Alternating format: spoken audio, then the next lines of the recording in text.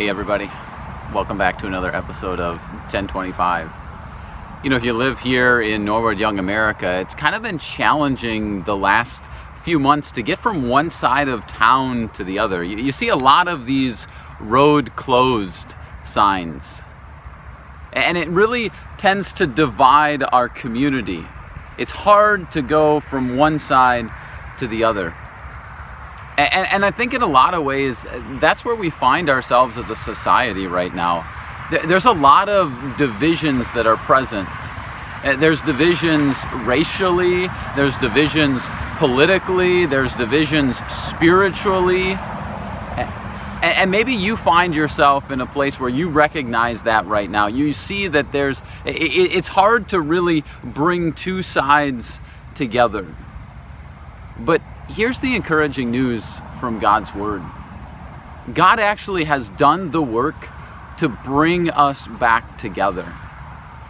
Listen to these words from Ephesians chapter 2. It says, "Christ is our peace, who has made the two groups one and has destroyed the barrier, the dividing wall of hostility."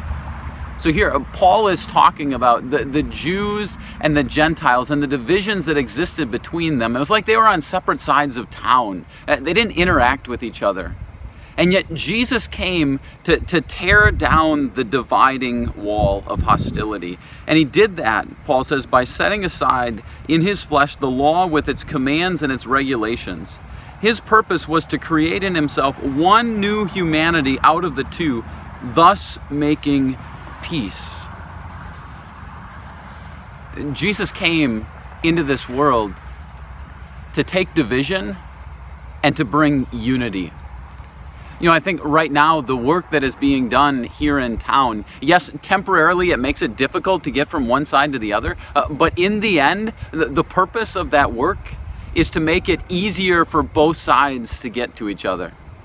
In fact, just down the street from me right now, they're working on an underpass. For the first time, people will be able to safely get from one side of the community to the other.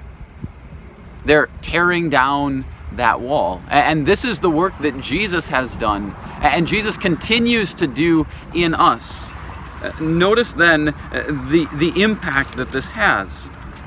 Paul says, "Consequently, you are no longer foreigners and strangers, but fellow citizens with God's people and members of his household." We have work to do right now. We have work to do that Jesus began at the cross, of tearing down the dividing wall, of bringing people who are different together.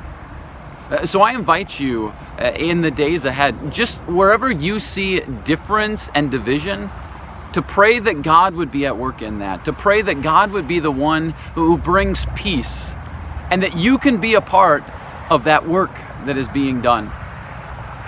Thanks for joining me today. I'll see you again next time.